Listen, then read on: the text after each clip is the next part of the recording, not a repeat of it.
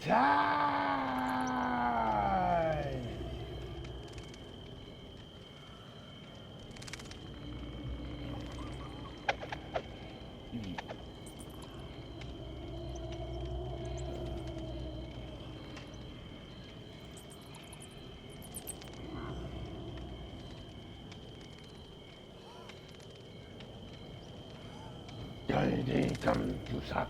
Okay, it's time for some more lore accurate builds. Our first is the clown. Kenneth Chase was born in 1932 by a difficult labor, which his mother wouldn't survive. This event drove a rift between him and his father that never closed. As the boy grew, so did his father's resentment and his drinking habit. By the time Kenneth was at school, they lived mostly separate lives. Academically, academically, he was unremarkable, coasting by on his significant athletic prowess. He grew tall and strong, excelling at track events, but shunned any attempts to coach him into team sports. On his walk home from school, he would often find feathers on the ground. He soon began a collection, keeping them in a cigar box under his bed, with his father either at work or in a alcohol-induced stupor. Kenneth had hours to spend alone, transfixed by the regularity of the the feathers, barbs, and feeling the softness as he ran them over his lips. Watching the birds that came to the feeder in his garden, he imagined how soft they must be, and resolved to catch one. He he engaged himself with local dentists, soon procuring some anesthetic. Using this, he rigged up a trap on the feeder that he hoped would knock out a bird long enough that he could touch it. After a few failed attempts, he managed to trap a robin. As it lay in his hand, he felt a sudden rush of a life at his misery. He had planned to release it once he recovered from the anesthetic. Instead, as his eyes flickered back into consciousness, it began to struggle, and his grip remained firm. His fingers slowly tightened around its throat, squeezing until its chest feathers were finally still. He disposed of the body, keeping just the feather, with which he started a new collection, discarding the others as fakes. By the late 1940s, Kenneth had left school and started working as a busboy at the local diner. He had also escalated to larger prey like squirrels, raccoons, and dogs, becoming skilled at customizing the anesthetic dosage for each. In 1954, a young man went missing, and the town was turned upside down in the search. A few months later, Kenneth's father, while doing some work in the crawl space under the house, found a cigar box. He broke it open and saw, to his horror, that it contained feathers, animal paws, and a man's finger. Returning from work, Kenneth saw his father leaving the crawl space with a cigar box in his hand. He turned on his heel and never went home again. After a few weeks of living rough, he encountered a traveling circus, and with his prodigious strength, was hired to work the ropes. He assumed a new name, Jeffrey Hawk. Suddenly, Suddenly surrounded by a close-knit community, Jeffrey had to learn to socialize. He donned a new personality like a disguise, quickly becoming known as a charming and helpful, and was welcomed into his new family. Over the next decade, he stayed with the circus, traveling the length and breadth of the USA. But with the internet life providing few repercussions, he fell into bad habits. Junk, food, drugs. He indulged all of them to excess. For a time, these vices were enough, but then his old urges returned, and his nomadic existence became a cover for him to resume killing. He stole clothes and makeup from performers, fashioning a disguise that would let him get close to his victims before he anesthetized them, bringing them back to his cavern where they would awake to find themselves bound and at his mercy. He would finally get to have his fun, mentally and physically torturing them, their screams fueling him before being lost in the night. Once their strength was at its lowest, he would carefully examine their fingers, searching for the prettiest, running them over his tongue to find the tastiest. Once he found the best, he would cut it off from their hand and proudly add it to his collection, disposing of the rest of the body as pointless waste. Men, women, children, Men, women, young, old, he didn't care. The essence of a good collection is in the variety, in the memories and stories they invoke. He removed the costume less and less, shedding his old personality with it, fully embracing the clown, his true self. With time, he became complacent and sloppy. A victim managed to work free of her bindings while he was sleeping off the drink. She escaped, screaming for help, and he awoke to find the rest of the circus bearing down on him. He whipped his horse in the cavern, and the caravan disappeared into the night. Since then, he has roamed the country, a parasite who could always be found at a carnivore circus, who would never be seen on any playbill. He lured those brave or foolish enough to come near, trapped them, and moved on before they could be found missing. Somewhere along the way, he left the ordinary roads of the USA behind him, traveling through a veil of mist and entering a new realm.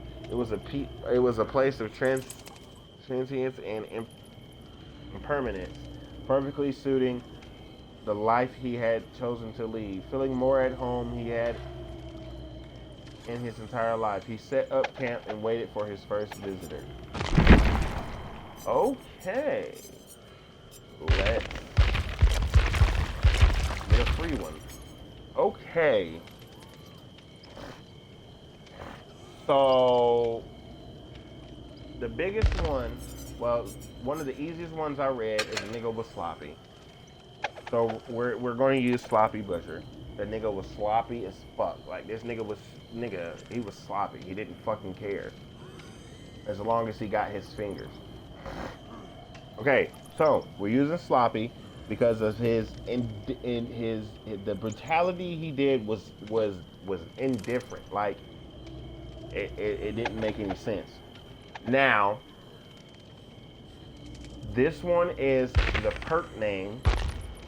The perk name is absolutely perfect, and everybody should know what this is.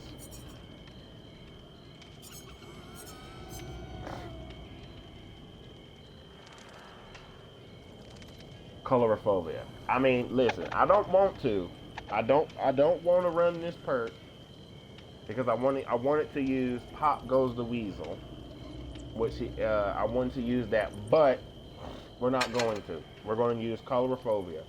Even those without a fear of clowns know to be terrified of you. So that's obviously we have to use this one. It just goes with it so well. Now, what could we do with him isolating his victims, and capturing them? So what would be good? What would be something good about isolating victims?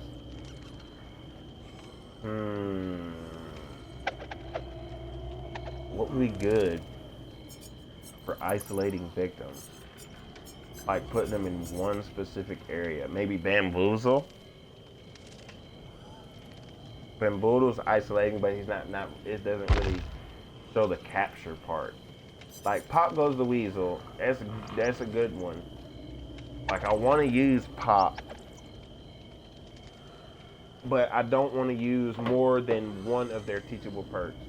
So we'll either use Colorophobia or Pop, but let's finish this off first.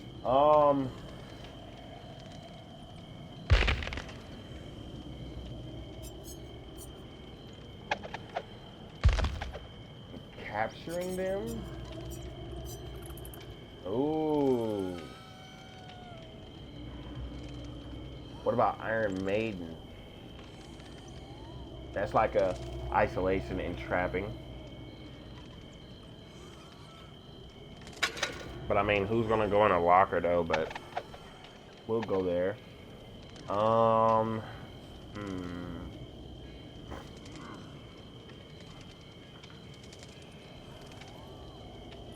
what could be a good last one?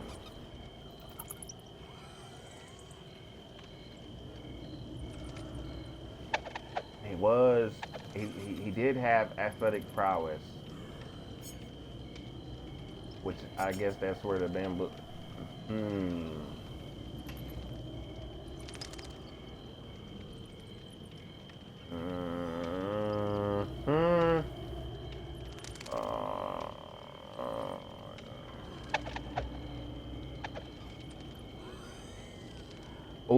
what about? Oh, what about Oh, this is probably a better one for isolation. Um, and I kind of like it too. Where is it? I can't think of the name of it. I would just have to see the perk icon.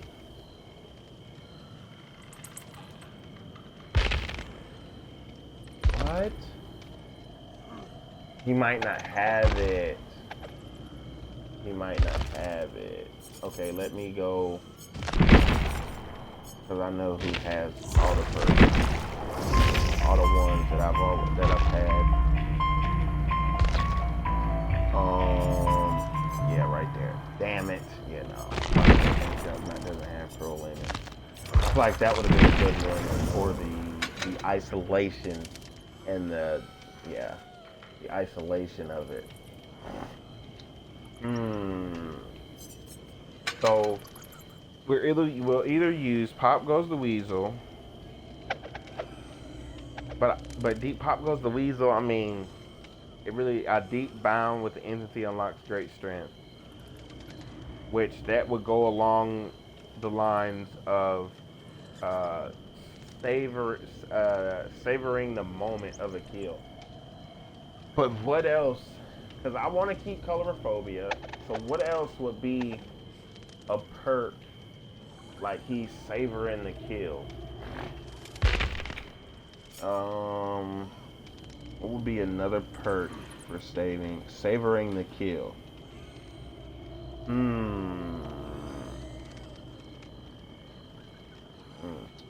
Savoring the kill.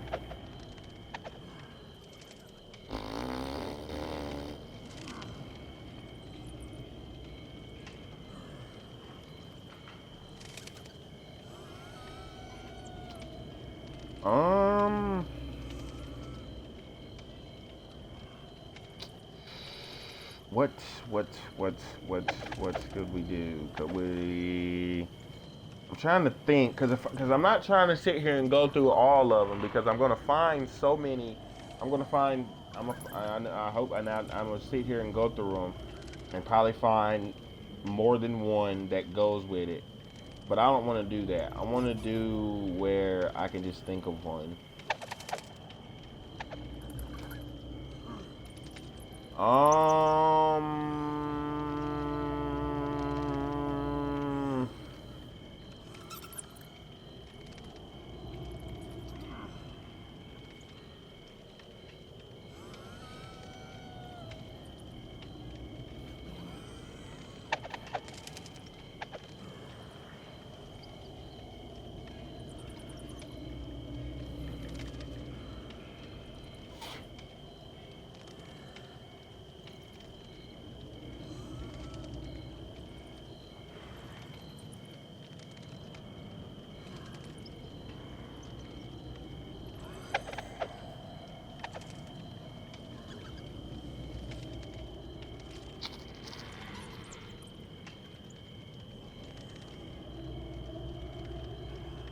Savoring the moment?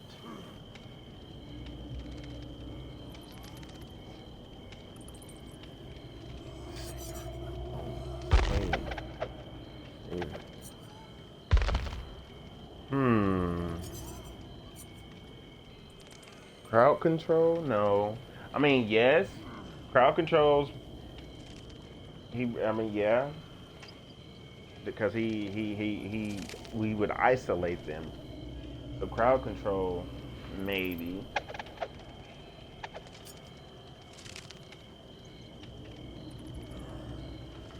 It would be the same with blood favor. It would be the same with blood favor, you would think. Right?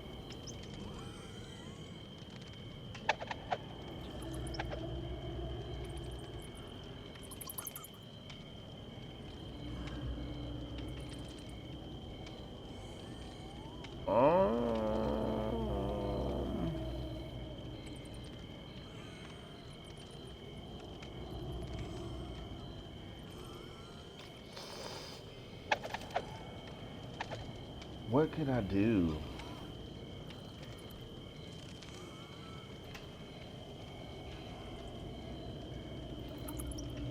Maybe, maybe we do blood favor because I mean, crowd control would work too because he loves isolating. Which I would have used the one that block generate block walls after the thing happened. So maybe we can change Iron Maiden with crowd control for the isolation, and then what could we do?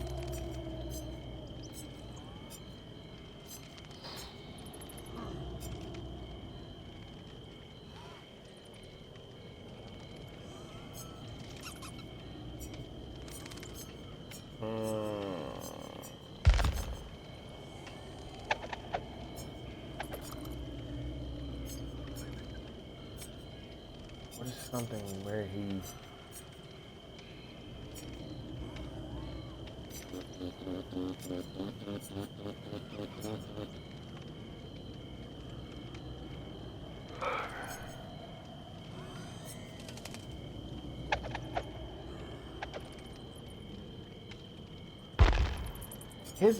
his teachables is just so good to do for a lore though. I hate it. His teachables are just so good for a lore.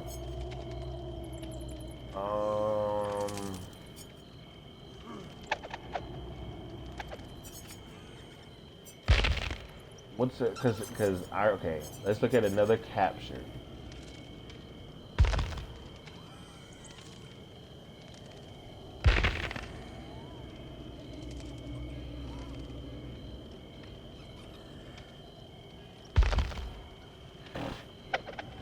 Another capture. Not seeing none. Capture. Ooh. Your unmatched showmanship dazzles all. Maybe Starstruck, because he was a performer. So Starstruck for basically savoring the moment, because he did savor the moment of being a performer until his past came back to him. Oh, I wish fucking I'll use that with fucking ready. So, do we keep Iron Maiden? Because what's another, yeah, like another capture perk. Like another capture. Like they can't, Blood Warden, but I don't want to use Blood Warden. Another, like a capture. That man switch. I've seen the look on the man's face when he realizes he's going to die. Maybe.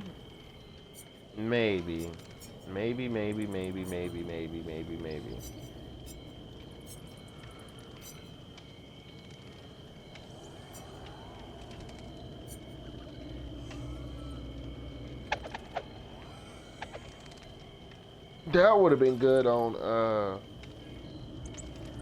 Hag. I ain't even read that bottom part. You tried to devour me, so you have no room to complain if I eat you, do you? I didn't even see that. You have no idea what I have planned for you. It'll be in the news for weeks. I'll make sure of it. You lurk in the shadows, eliminating your victims one by one. You lurk in your shadows, eliminating your victims one by one. Did he do that?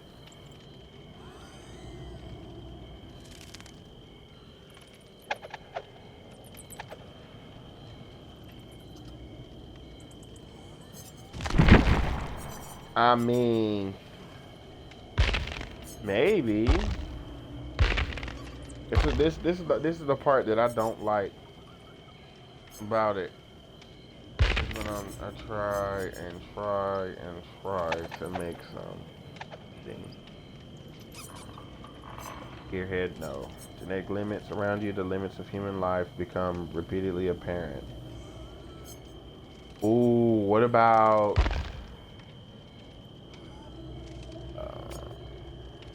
um, what about um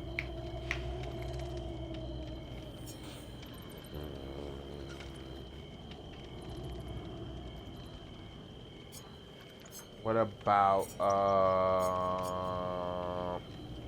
ooh,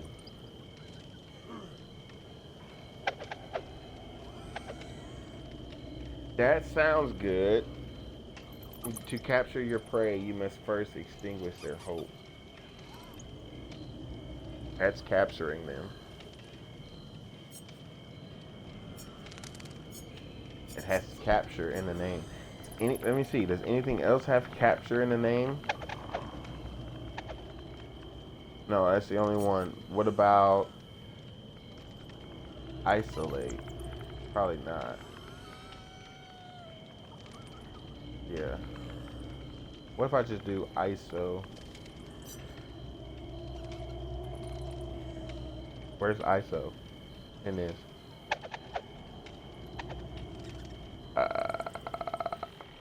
Huh? Where the fuck is ISO? Oh, prisoners.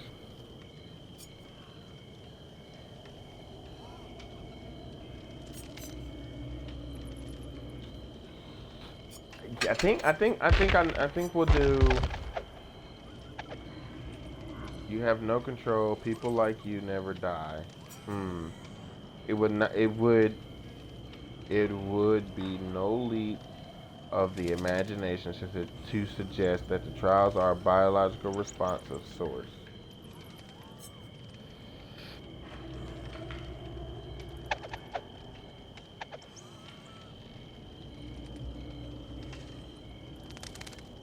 Ooh, I kind of like that one. Herded. Herded is isolation. Yeah, we'll go crowd control here. And then this nigga wanted fingers, so we're going with one of the fingers.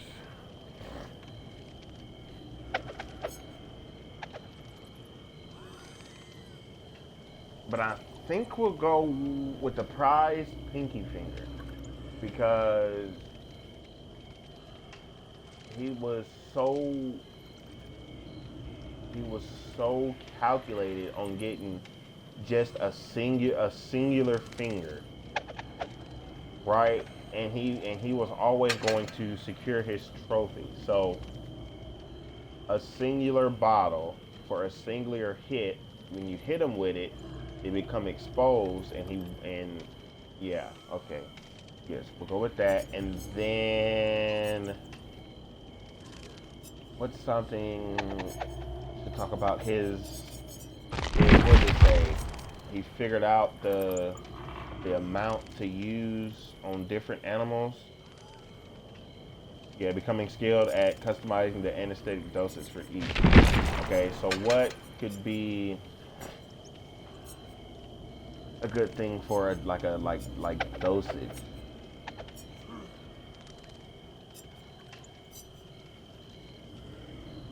Some for the face and some for the antidote. The unknown compounds intensifies the antidote's effects. Ooh. Ooh, I like makeup. Yeah, we'll go makeup here. And I got this one. Okay, let's go. It took a lot longer than I thought it would. Okay, what I want to do is I want to read. I want to start reading spirits. That's what I need to do. I want to start reading spirits now, so I'll know. So let me get it. Okay, so Ren was the only child of the Yamaka family. She was raised in the dusty halls of a traditional house in Kagawa.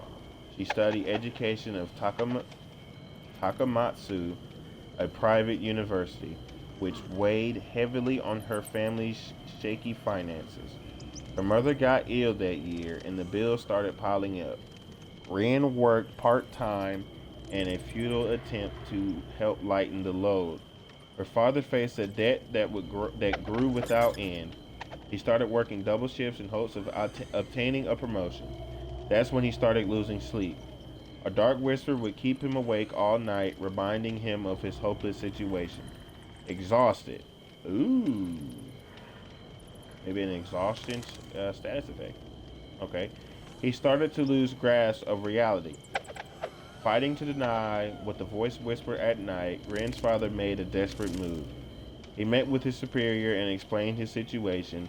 He begged for a bonus in advance, time off, anything.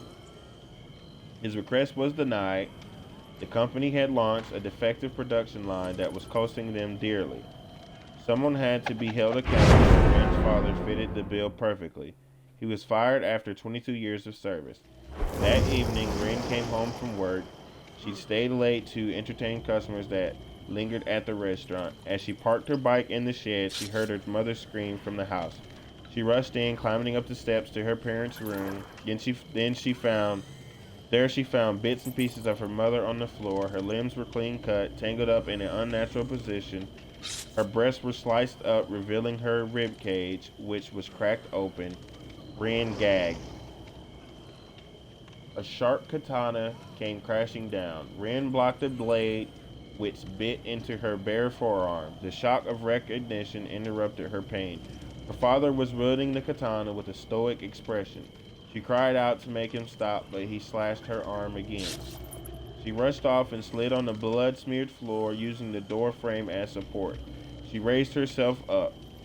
The katana ripped through the wall, cleaving her other arm. She screamed in pain as she limped into the hallway, only to be met by her father's blade. She stepped back trembling as she held together the soft, loose flesh of her abdomen. Images of her mother's tangled limbs flashed before her eyes. Ren charged at her father, making him stumble back. He pushed her torn abdomen, and she recoiled in pain. As she struggled to get back up, he slashed her thigh, making her collapse on the floor. As she crawled toward the stairs, he grabbed her hair and yanked her against a partition. The glass shattered on impact, and she fell through, landing one floor down. She heard footsteps somewhere above her. With effort, she moved, worming her way into a sea of broken glass. The shards gnawed at her, ripped her flesh. He had to be stopped. He would not get away with what he'd done to her, with what he'd done to her mother. Coughing up blood, her chin grazed the glass, adding to the bleeding. A low-pitched heartbeat started to ring in her ears. Her body felt so heavy she could no longer move. The ground shook with her father's footsteps. She knew she was going to make it, but she no longer cared. She would make him pay in this life or the next. This life or the next. A dark fog slowly veiled her eyes, but it could not subdue her rage. She would not rest, not yet. The darkness whispered, promising blood and revenge. An oath was made, and Ren closed her eyes.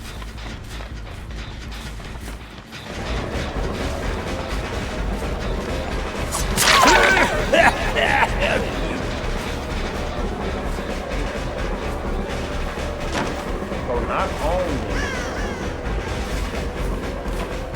did he kill her mama, he dismembered her. Damn.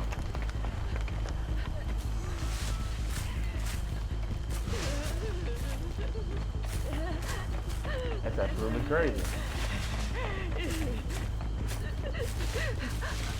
I'm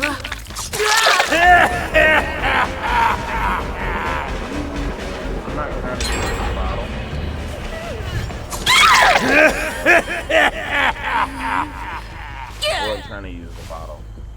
All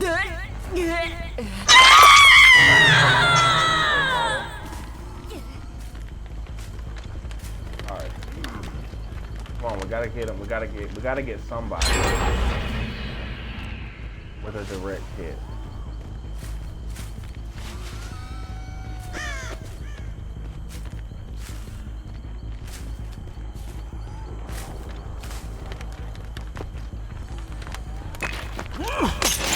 Damn it.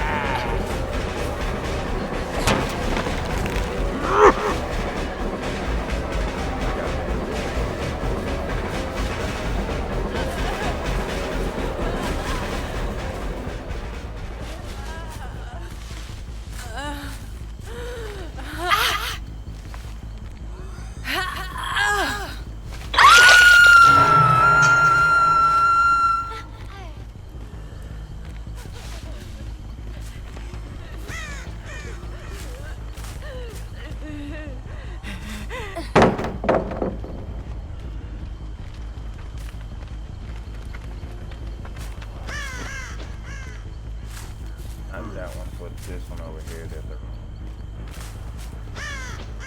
Alright, nope.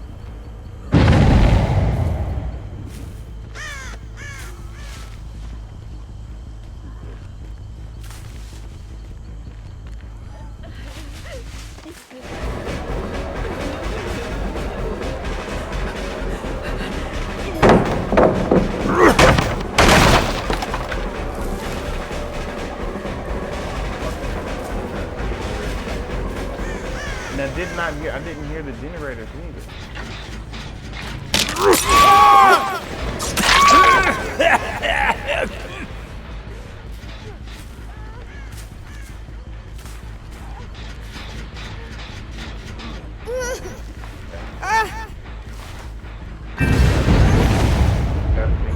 Crowd control's gone.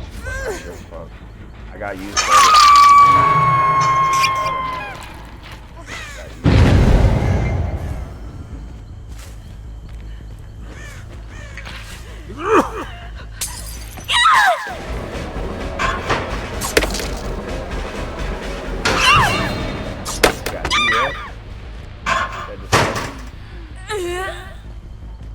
Oh.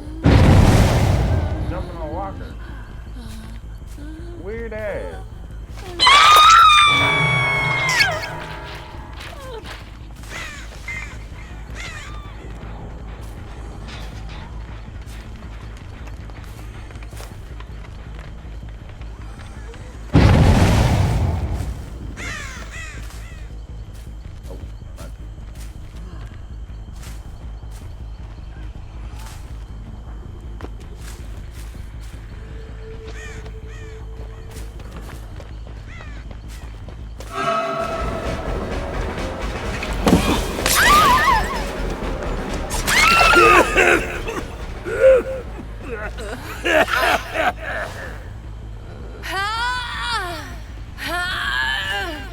I don't know if she's still back there.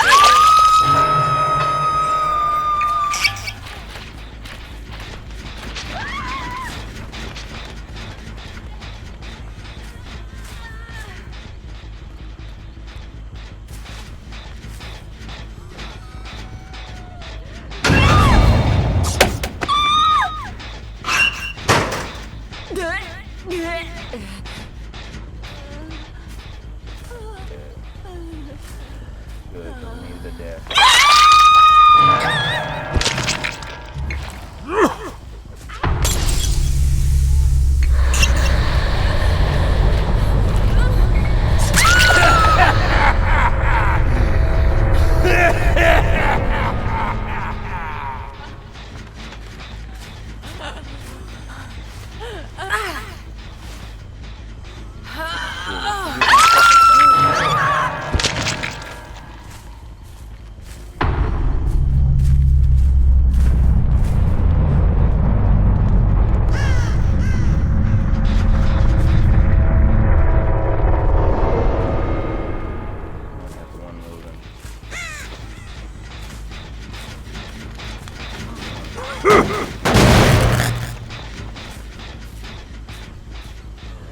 look at Jack.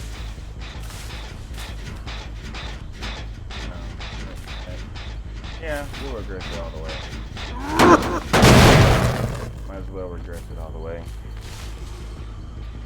Okay, so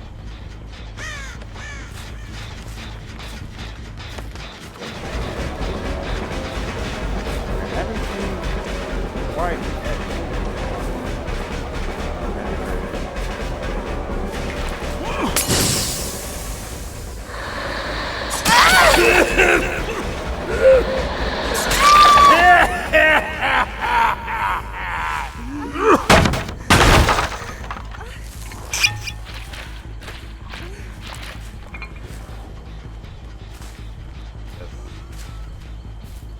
White here? No. White here? No. Here's White. Big starstruck.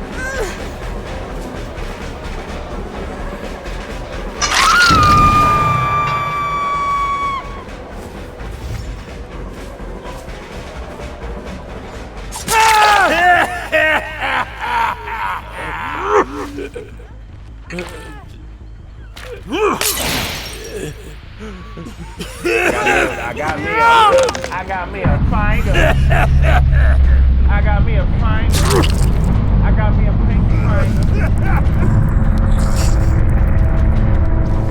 Hey, I got me a pink finder. Got me a pink finder. Got what I want. Yeah, let's go. Come on, baby. Come on, okay.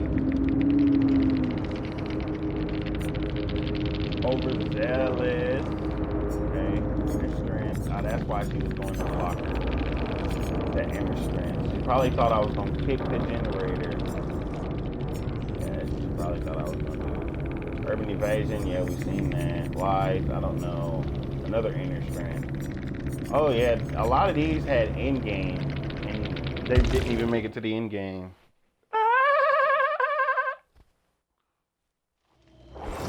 Okay, now we have red. We have red spirit. I have 2 perks in mind for spirit. I have 2 perks in mind, and one of them is her unteachable because this one is she did not stop. She was so angry because it said she ran toward her father. But she was angry and she didn't give a fuck. Right here. Screamed and playing, yeah, all that, yeah. Images of her mother's tangled limbs flashed before her eyes. Rins charged at her father, making him stumble back. So, she has literally unstoppable rage. Like, nigga, she was hurting, but then she thought of her mother's limbs and just went for it. So fury is her blood. Literally. And look, it literally, that's what she wanted, that's what she did. She went after that nigga.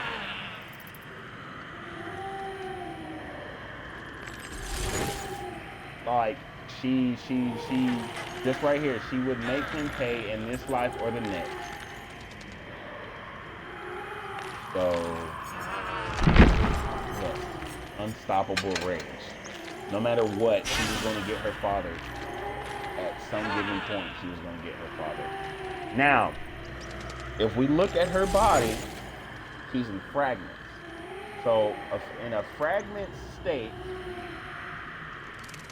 you have to rely on your sound and the sensation of the ground movement and all that. Just right here, even right here, it says as she crawled.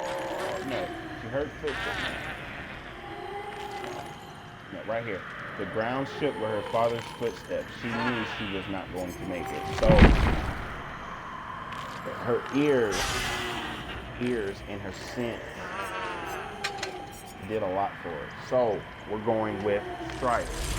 Right here, you have an acutely sensitive to the breathing of your prey. So we're going to go with Strider. Now this, what like the vengeance, revenge? What could be used for that? For vengeance? I guess like an exposed perk, a perk that makes you exposed.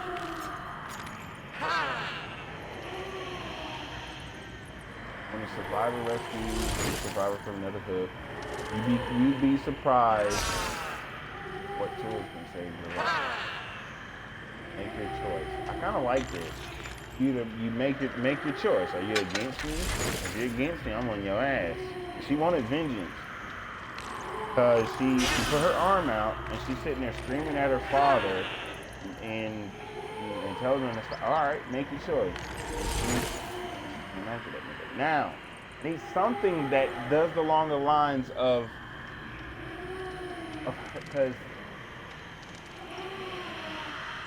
because she didn't just lose her mind just to lose her mind. Her father also lost his mind, so it's in her blood to be like that. So let's look up blood and see something. Not blood warden, not bloodhound. Blood favor? No. Blood echo? Attack an enemy with precision and their allies will fit. The agony of one is inflicted on others. Ooh! Yes. I like that, yes. The agony of her father inflicted on her mother and her. I like that. Give me 3 blood echo. Yep. I like that. Okay, now add-on. Now, one add-on I knew that I was going to use is Mother-Daughter Ring, which I don't like it. Like I'm going to use it for the lore, but I hate that scratch marks are no longer visible. So we're really gonna have to shut the fuck up and listen. I'm really gonna have to listen to breathing. That's where Strider comes in with this. I'm gonna be able to fucking listen. I'm gonna have to listen better. Now, we need, because with Mother-Daughter Ring, we already know she was fixated on her past and the link to happier life. So she was fixated on her mother being alive and all of that. Yes. She was fixated on her mother. Just like when she sat there and was thinking about her mother's disabled limb, she was fixated on her mother. She didn't care about her fucking father. She was fixated on her mother. So, Mother-Daughter Ring. That's the bond there. Now, teacup? No. Dried cherry blossom, crumbling dried cherry flower, once the was mortality, no. Warm summer breeze, chimes a little hanger, no. Say, wakizashi. Star of an ancestral blade, once crafted for the Yamaka family. Oh, is that the katana he used? Does it say that? I think that's what it is, though. Does it say that that's the katana he used in it? It doesn't say it, but that looks like a katana. That's a flute. Yeah, so we're going with the wakizashi. So during Yamaka's hunt, Use the active ability button to return to the husk and end the haunting. Okay. So maybe we could get some make your choice value. Cause would that work with me going so me going away in her power? I mean, yes, because it's just a husk left behind, right?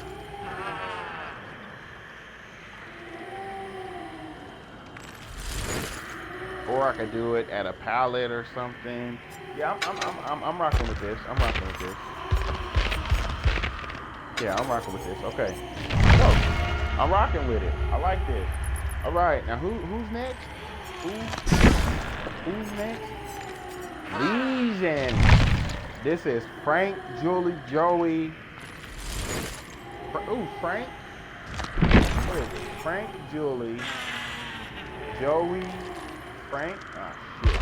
What is it? What the fuck is their name? Joey, Julie, Frank, Susan? No, Susie? Is it Susie?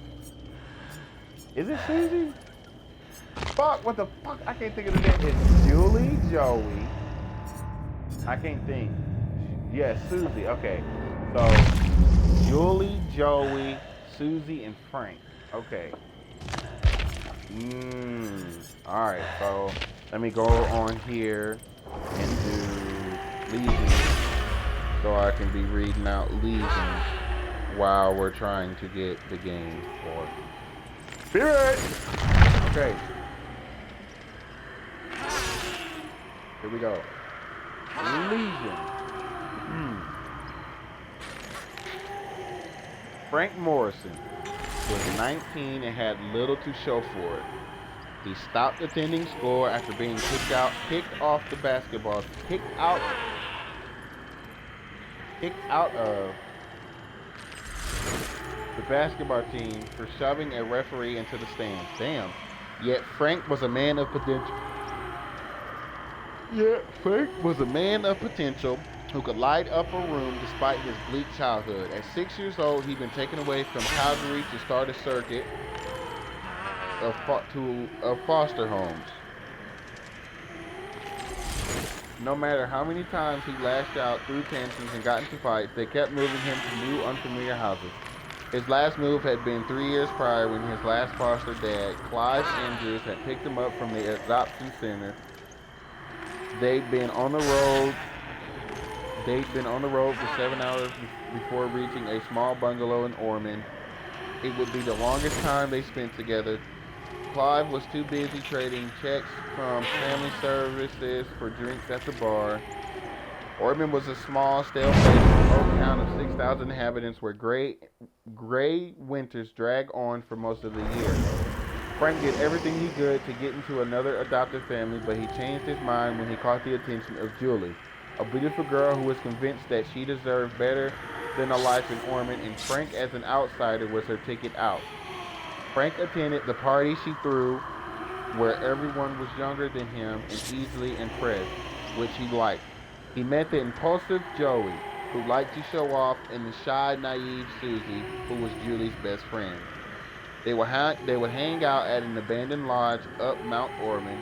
Their time together was the perfect break from the boring conformity of their small, insignificant everyday lives. Frank saw it as an opportunity to shake their lack of experience into something powerful. He lined up nights of debauchery and rampage, testing their limits. Bullying, vandalism, and theft were essentially their weekend plans. It came to a point where they would do anything he asked. Nothing was off limits when they put their mask on one eve when they put their mask on. One evening, Frank dared Joey to vandalize the store that had recently fired him. They snuck inside easily enough as the building was supposed to be empty after closing hours, but a cleaner who was still there grabbed Julie as soon as she came near. Hearing her stifled cries, A dark impulse took over Frank. He rushed to her aid, knife in hand, and without hesitating, planted the blade into the cleaner's back. As the group stared at Frank in shock, he ordered them to finish the job. Joey clenched his jaw, grabbed the knife, and stabbed the bleeding man in the ribs. Susie didn't want to do it.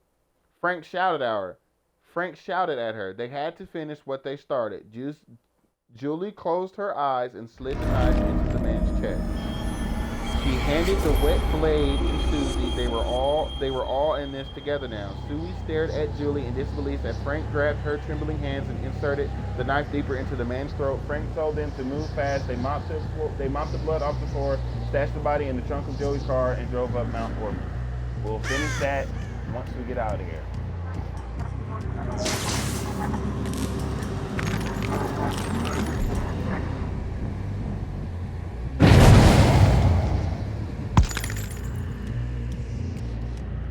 You son of a bitch.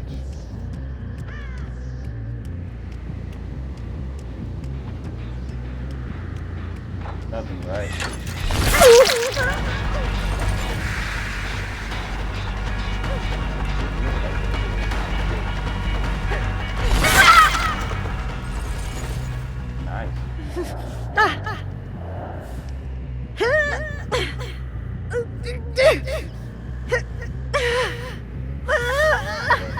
So they were, what was that? The middle? That middle? No, that top, okay.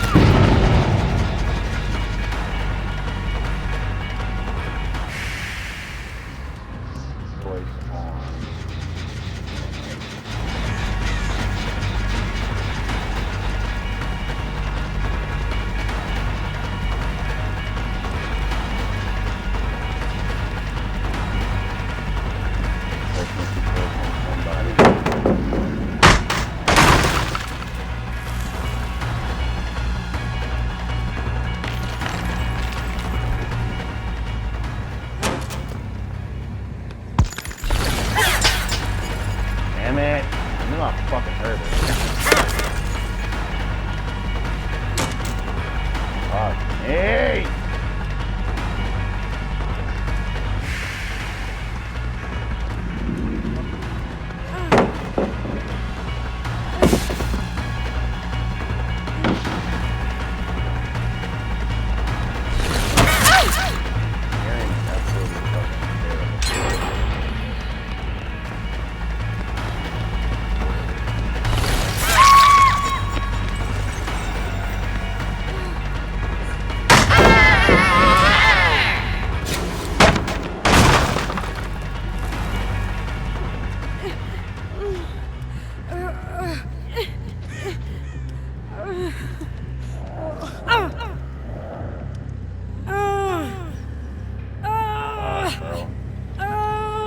Yeah, we've lost. 2 generators. Oh.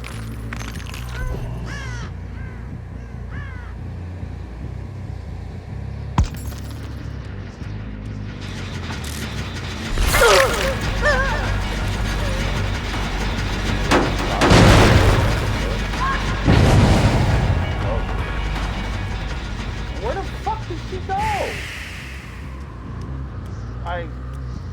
Bruh.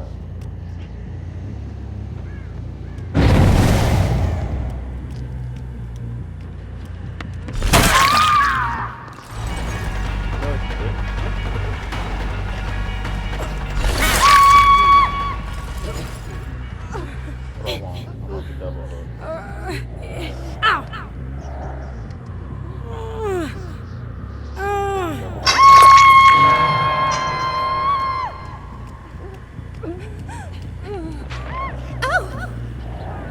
Double hook first.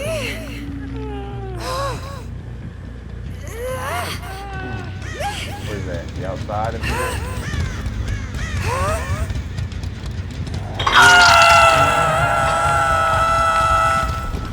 Wall.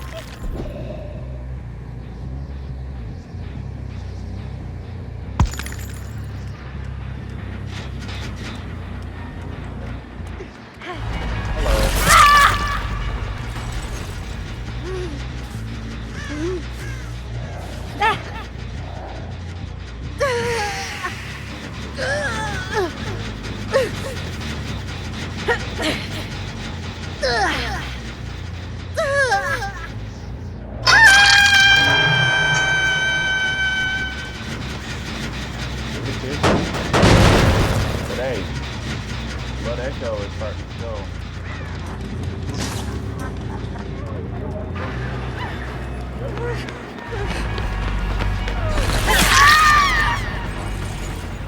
Yes, I did.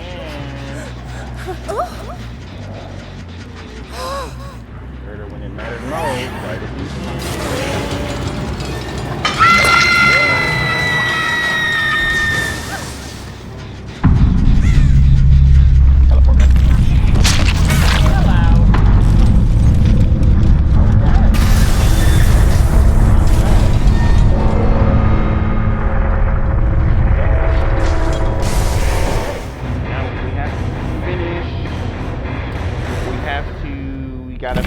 We gotta finish.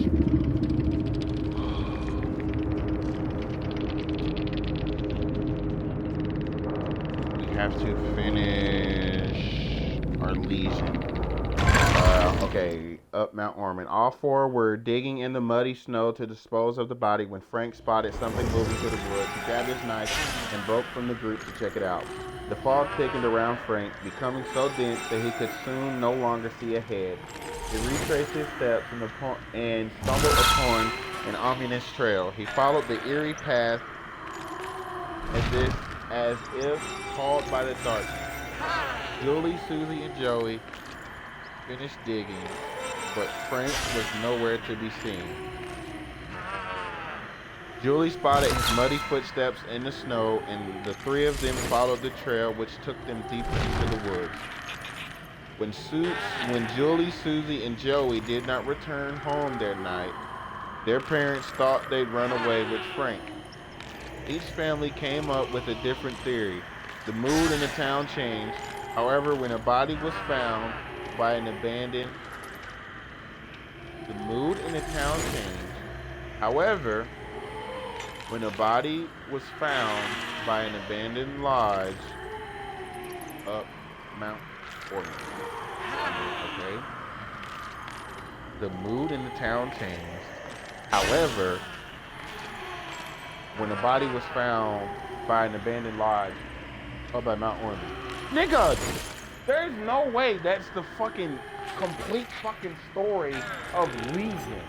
There is no way. That is fucking terrible. That shit sounds fucking terrible. That shit sounds fucking terrible. Now, let me see. So they did a lot of group attacks. They all attacked that man. So we need something where it's like a group attack, like a surprise group attack. Like what? Ooh. Legion's teachable perk, Discordance. Any generator within range of 128 meters, if it's being repaired by two or more survivors, it'll see a yellow aura. And then when it's no longer being repaired, the aura remains for another 4. Yes, we'll go with Discordance. Now, let's see.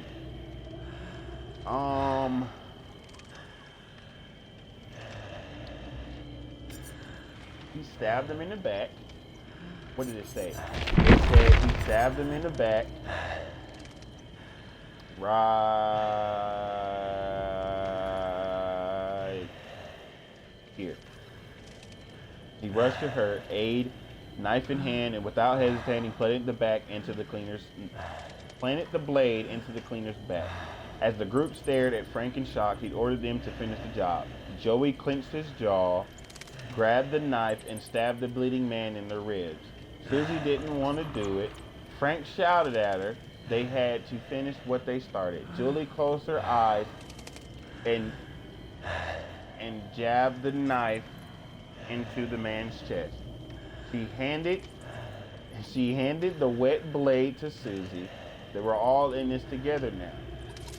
Susie stared at Julie in disbelief as Frank grabbed her trembling hands and inserted the knife deep into the man's throat. Frank told them to move fast. Okay. So yeah, the damage they inflict, which I know what that goes for. Thanatophobia. Because they did not have to kill that man like that. They played with that man. They could have just fully killed him. So thanatophobia, the courage fades in the face of undeniable mortality. I like thanatophobia. I like that.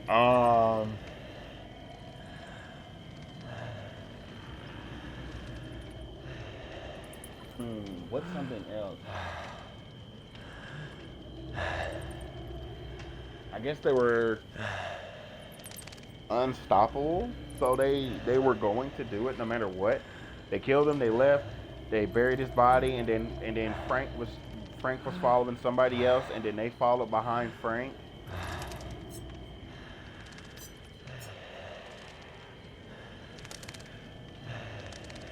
But what's something unstoppable, like an unstoppable, and there was rebellious to the town. So like, what's an unstoppable rebellion? Like they can't be stopped. Unstoppable. Forced hesitation, no. You know what? Okay, we'll start from here. Nurses calling, no. Agi, no. Fall shaking, no. Awakened awareness, no. Bamboozle, no. Parents included, no. Beast of Prey, no. Bitter Memory, no. Blood Echo, no. Blood Warden, no. Bloodhound, no. Brutal Strength. They were brutal, but we have Thano for the damage that they inflict. 2, no. Dark, no. Dark Arrogance, no. Dark Devoe, no. Darkness Revealed, no. Hitman Switch, no. Deerstalker, no. Dragon's Grip, no. Dominance, no. Distressing, no. Dissolution, no. Dying Light, no. Enduring, he stops at nothing. Maybe. Action, no.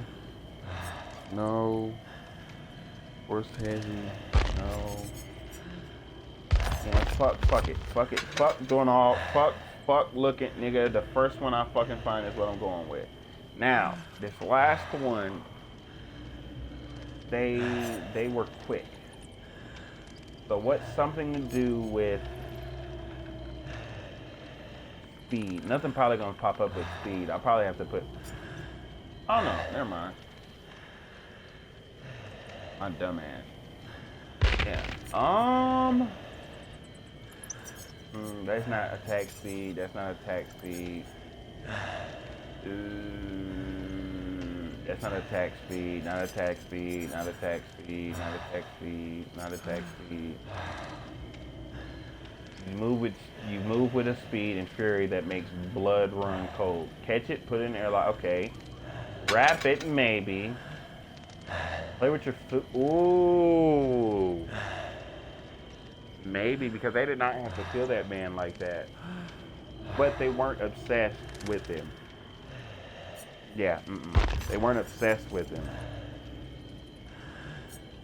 They played with their food, but they weren't obsessed with him. You know what I mean? No. Thrill of the Hunt.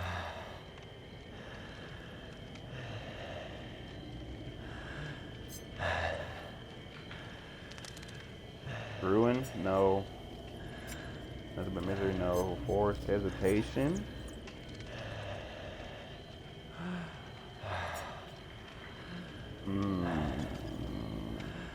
No.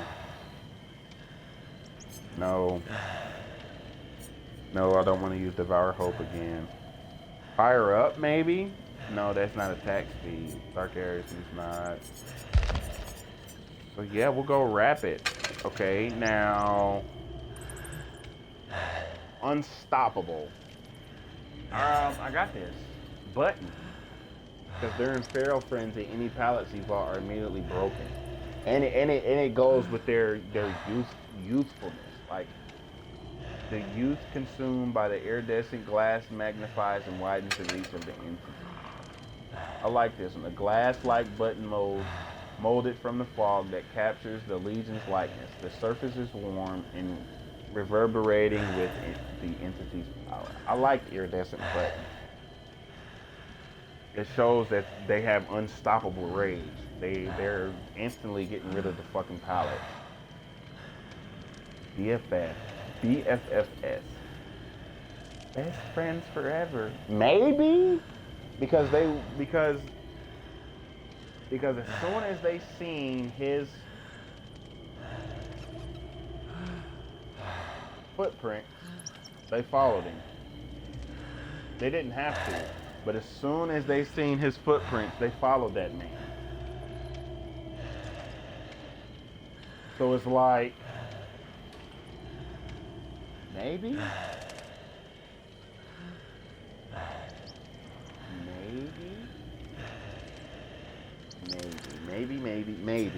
Maybe.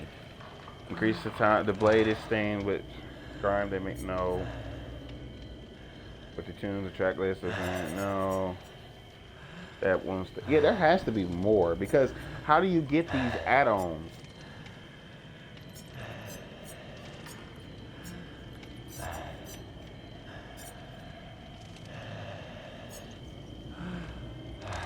Joey's mixtape.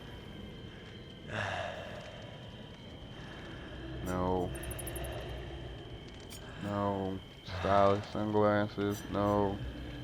A Thoroughly mixtape with energizing songs and any guitar. No.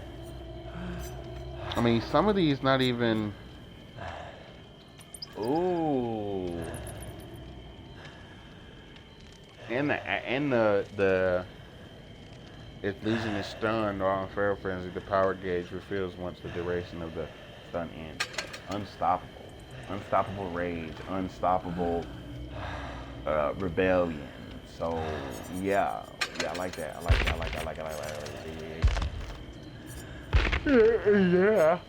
Yeah. Bitch. What's the one? Power. What is it? What is it? Brutality. Okay, so I want brutality. That one.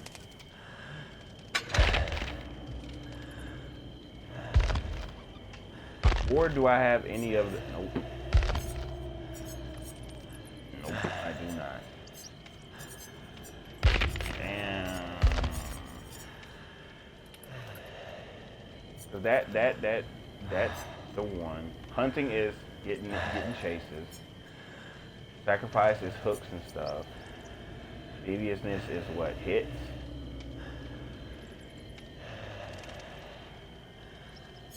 We'll go with the brutality. With the power.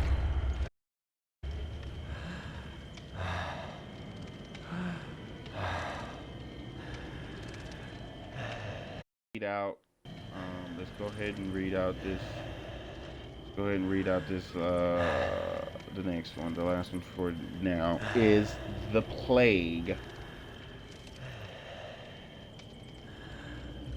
Which I've never read these before. I'm just now reading them now. Like I've made sure to never read it.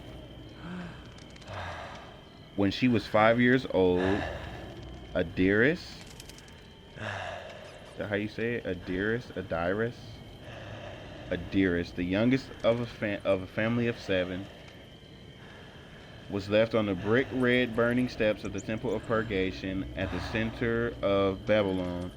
To process her shock and sorrow, she held onto the belief that the gods had a plan for her. Her new life was one of a quiet servitude. She would tend to the gardens, prepare ceremonial meals, and polish ceremonial incense burners. At night, she would pray for a sign that would reveal her purpose.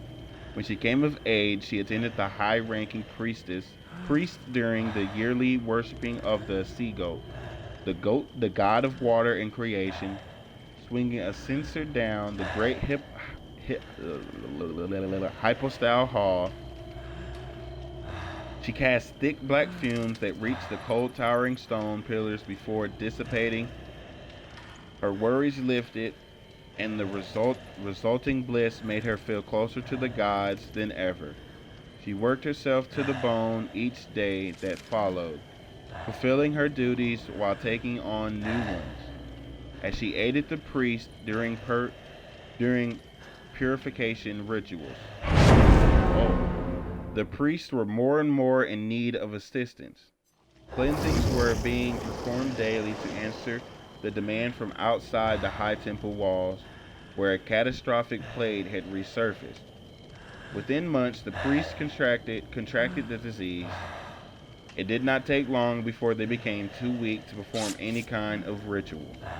Adyrus, having assisted many purification rituals, was the only one able to carry on. We got 3 flashlights in the toolbox. The swelling panic had to be contained, even if by a novice. Anxious before her first ceremony, Adyrus revisited the priestess' sanctuary chamber. When she lifted the candle, she noticed a narrow opening at the back.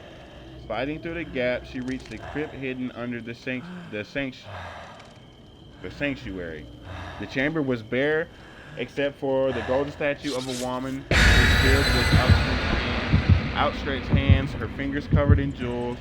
It was the sign Adyrus had been waiting for.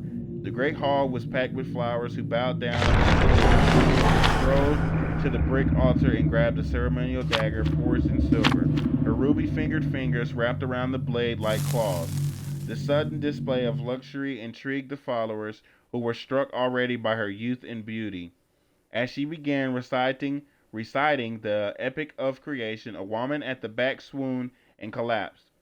Adyrus rushed to her and noticed the black blisters covering her feet. Without hesitation, Adyrus grabbed the sacred blade and swung it at her own foot, severing a toe. Then she offered the bloody part to the gods, asking to protect the woman. A silence fell over the followers, who revered Adyrus as their new priestess. Okay, they're at that generator over there. Oh, this is perfect.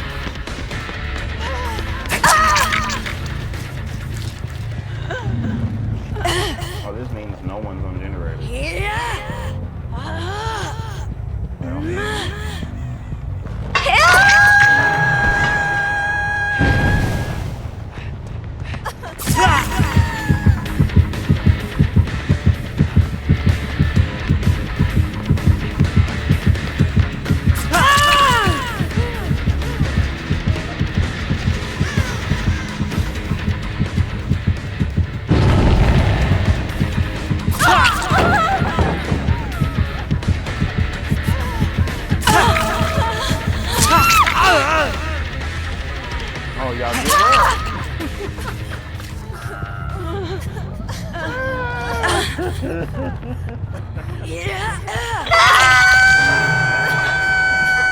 motherfuckers giving up already? Oh, yeah. Y'all motherfuckers giving up already? Why?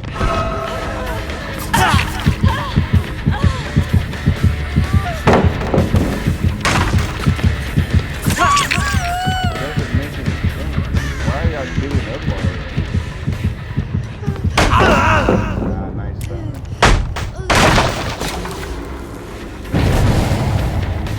They did that already. Where she go? Oh, she went this way. Oh, hello.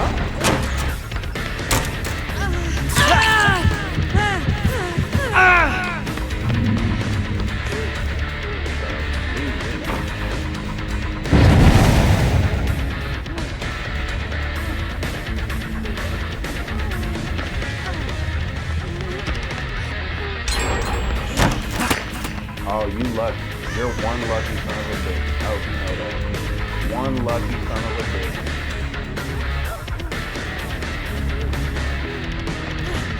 Guess what you are? You are one lucky SOB. Fucking bullshit. Ah!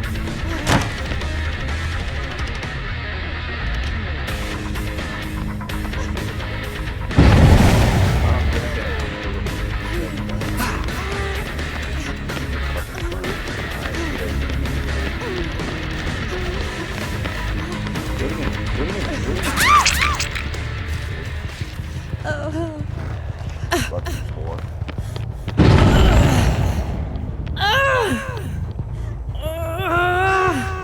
Where are you running behind me,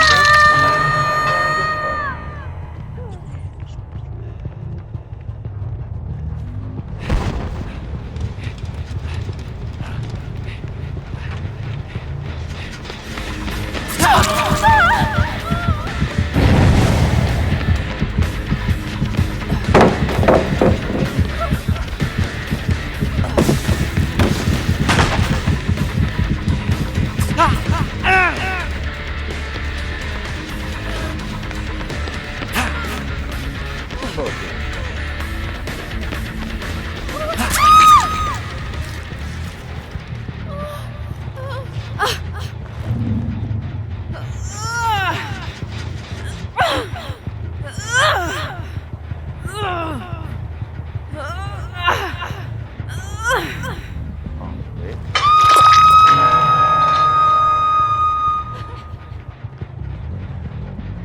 Kick.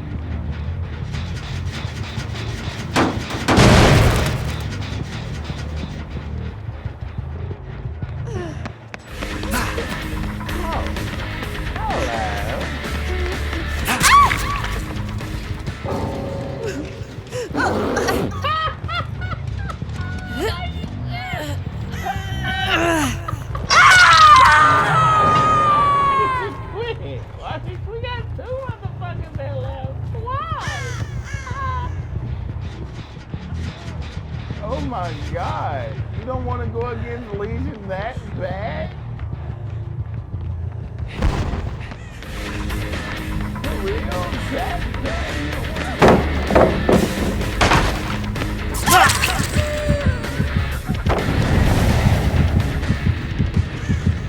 Do I make this? No, I don't.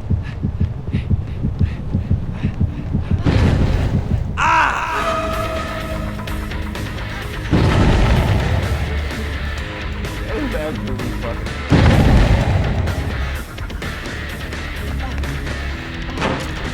I could have swung, man. What I wanted to do.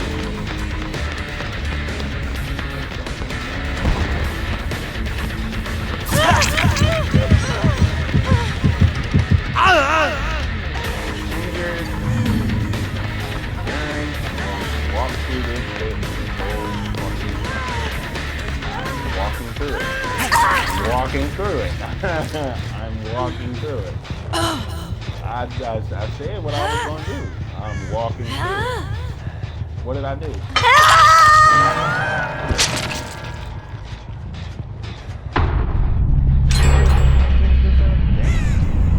But I said that's what I I was gonna do. I was just gonna walk through it. So guess what? Bye.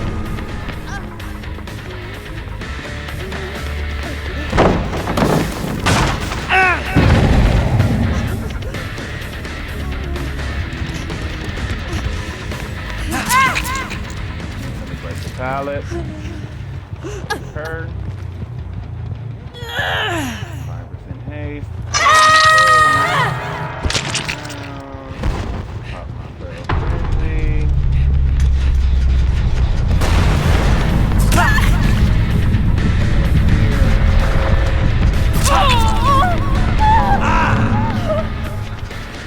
Get out. Here. Pallet.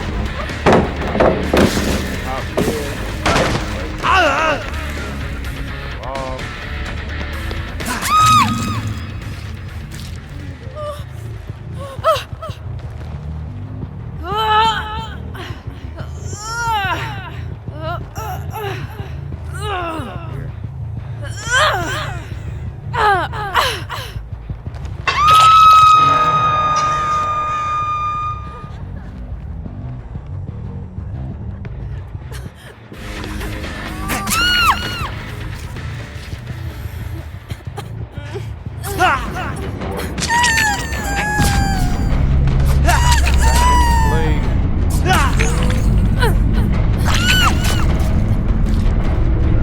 Tales of her wealth, beauty, and devotion spread across the city as quickly as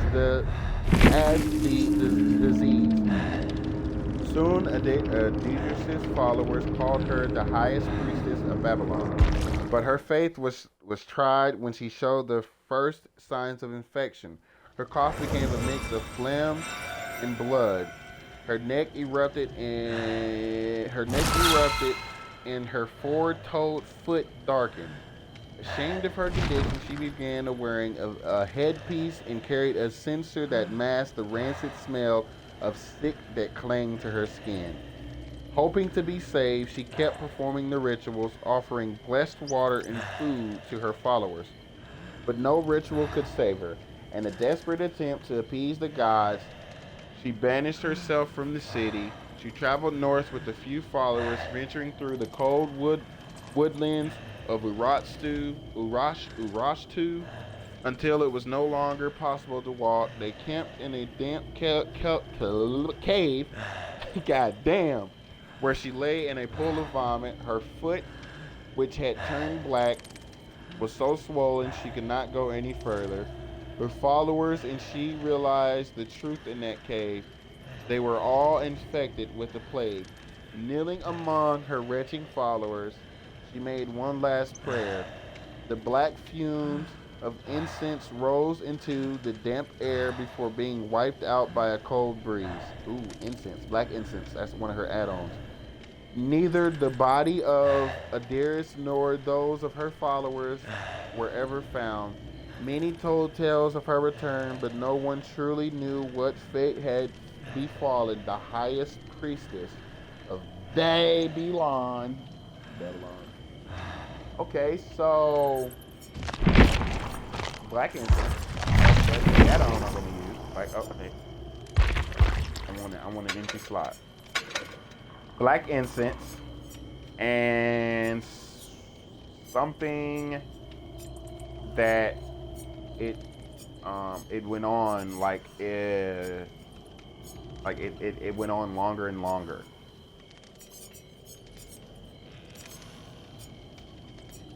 Like it lasted longer. Ooh, increases the effectiveness of about. Or we'll go with that.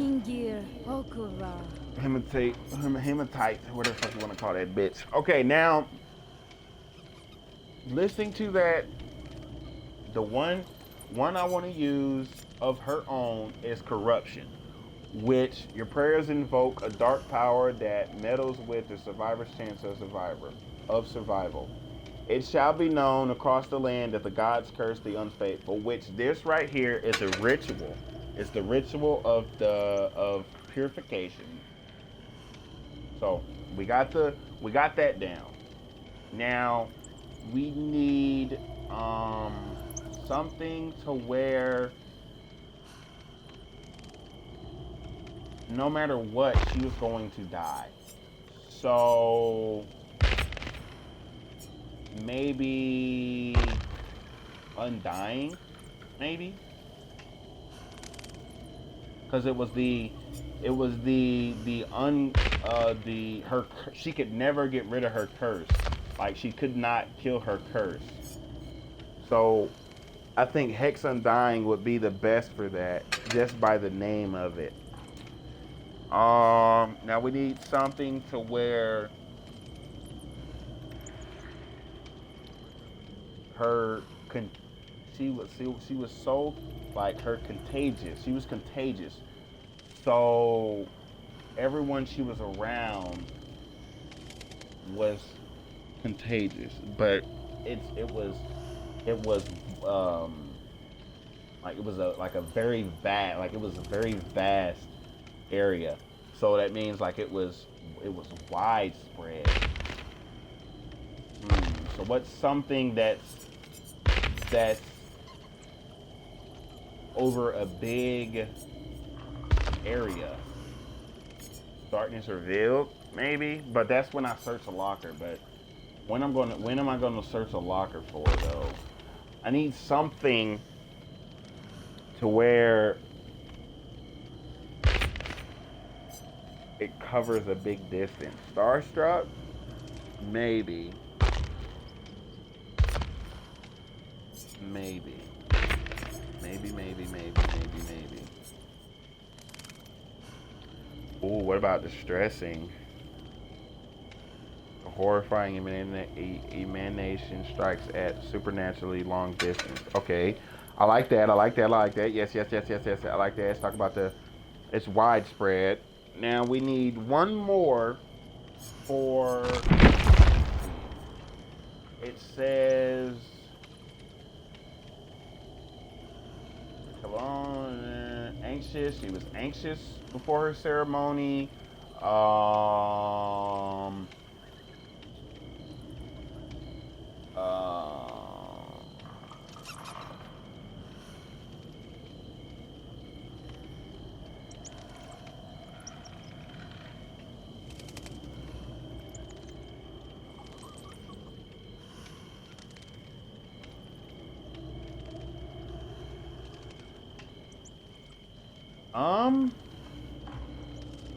So we got the. Yeah, she was anxious. What else? What did it say at the beginning? Yeah, anxious, shocked, sorrow. Um, so it was a lot. So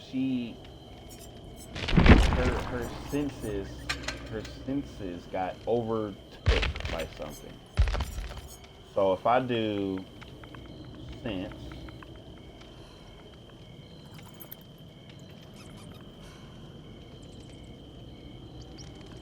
does anything come up? Keen senses? No, she didn't have. She didn't have. It wasn't keen senses. Like her shit was.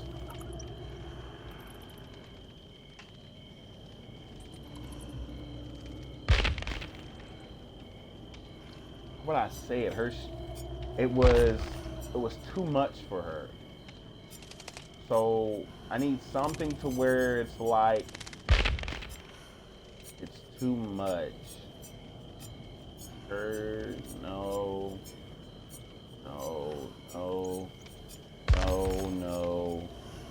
No, play no, fan, no.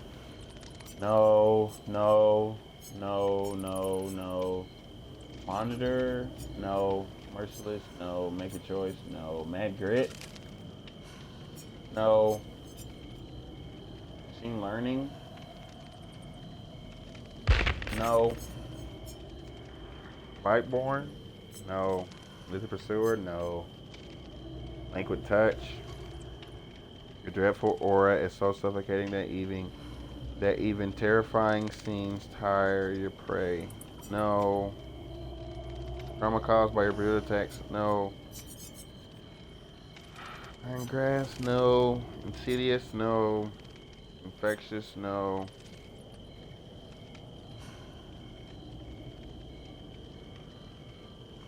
Ooh. That's her senses being fucked oblivious.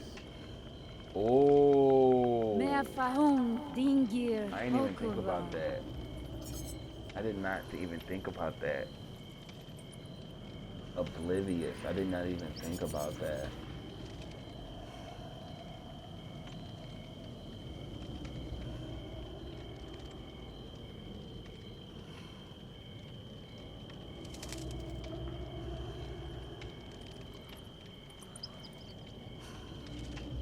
Hex distribution. I mean, I think a hex would go good with Hex Undying. So does that work with Fortune's Full? So somebody's will go there? Maybe. I kind of like Hysteria though. When a healthy survivor becomes injured. Because if I throw up on them, they're going to become injured like that. And I kind of like that. But I also kind of like Fortune's Full because it's a curse. Because it has curse. Okay, what else? What else has curse? Let's look up anything else that has curse. Yeah, we got corrupt. Ruin. Ooh, a curse is upon you. It will be your ruin. Maybe. Maybe. I kind of like that. But we already got no, because this wasn't her. This wasn't a curse for real. This was a ritual of purification. It's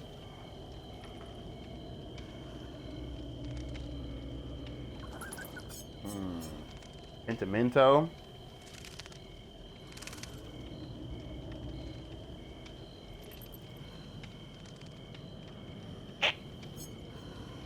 Maybe not. I kind of like Fortune's Full. But Fortune's Full, I use that on Plaything. Fuck, I hate it. I'm sitting here fucking. I just realized. But Plaything, I use that on Freddy. And I don't want to use something I used already. So it'll either be Ruin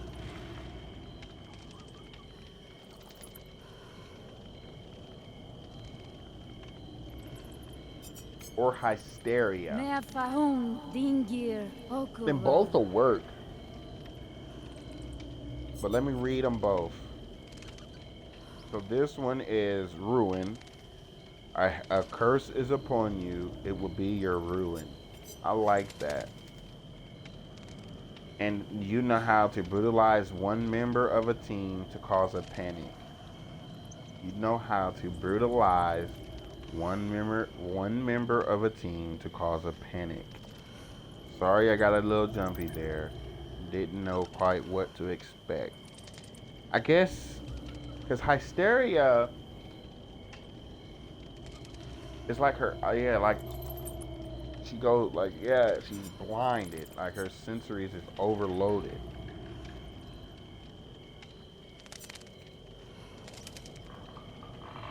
I don't know what it is. Hey Siri. Hey Siri. Flip a coin. Let's see. Heads, Hysteria, tails, ruin. She didn't fucking. You want to call her fucking name? Don't fucking. When you ain't talking shit. Yeah, so we'll do heads, Hysteria, tails, ruin. Hey Siri. Hey Siri. Flip a coin. Hey Siri. Flip a coin. Okay. It's tails. Look like it's gonna be ruined. Jesus Christ. This pissed me off. Damn. I got these though. We use survivor pudding. Let's see how it goes. which we have Undying to help us out.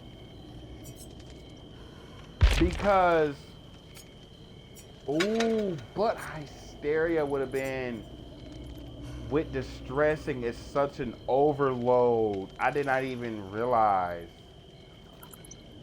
Because they're going to be oblivious for 40 seconds, but then once that's gone, it might sound like I'm that fucking close to them, and their senses is overloaded.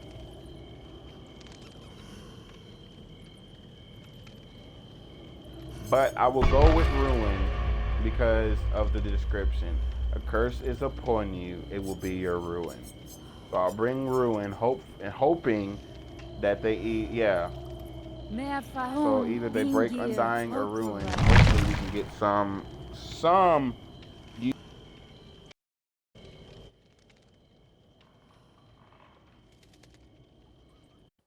now we wait.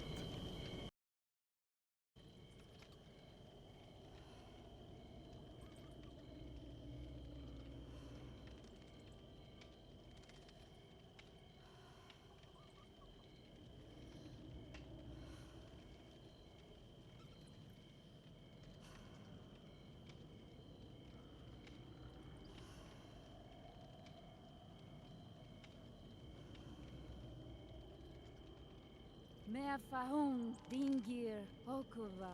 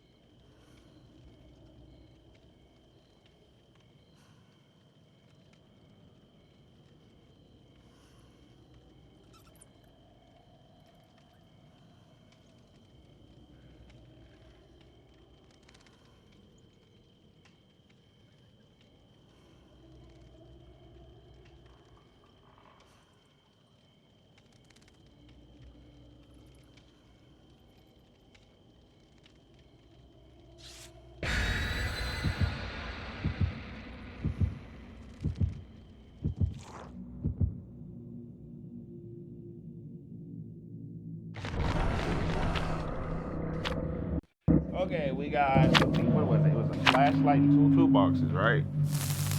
Wasn't that what it was? A flashlight and two toolboxes? I'm pretty sure. Flashlight and two toolboxes. I think that's what we had. Let's go. Damn, that's it. Forsaken Boneyard.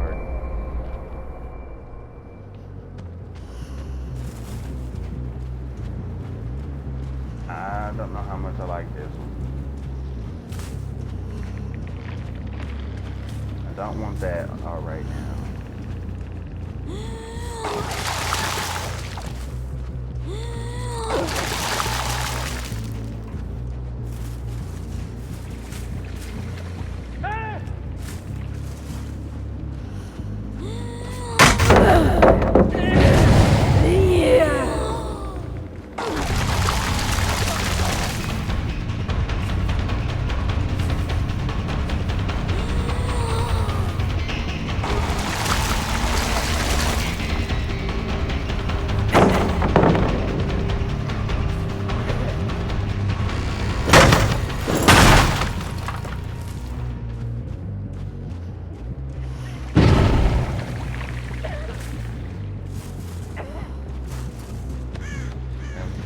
cell phone.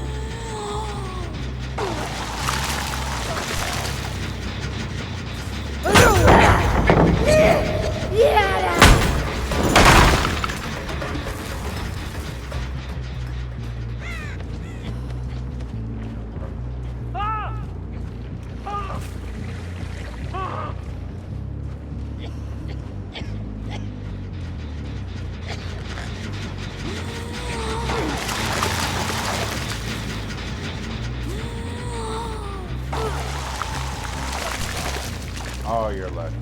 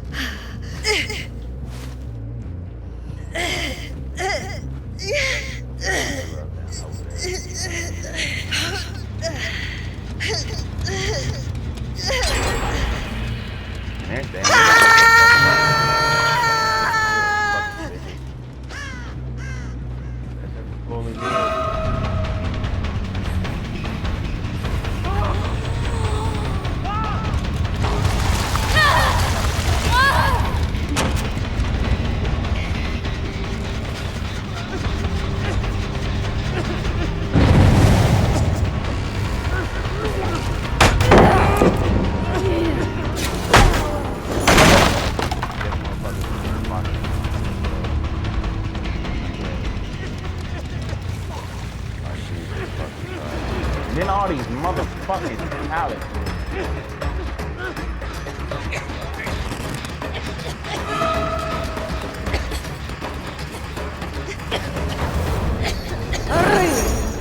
Oh shit!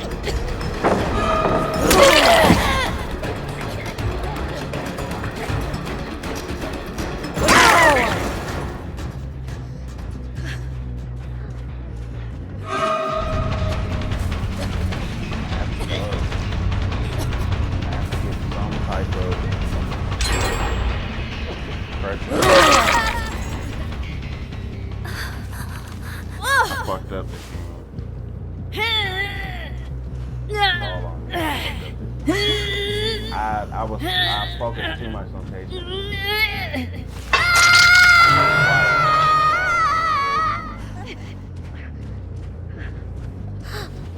I was focused on chasing.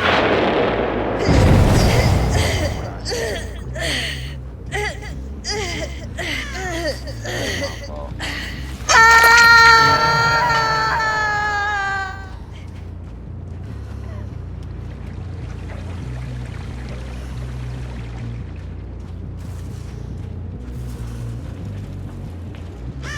Focus on Dwight.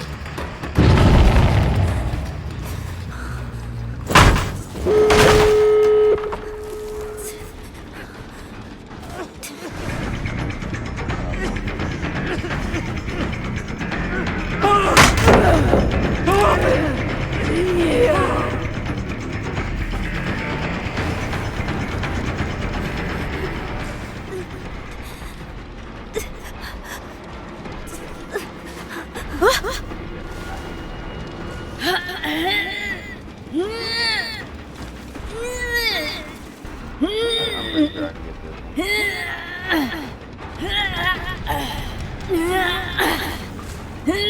like this lyric. But I think they just leave.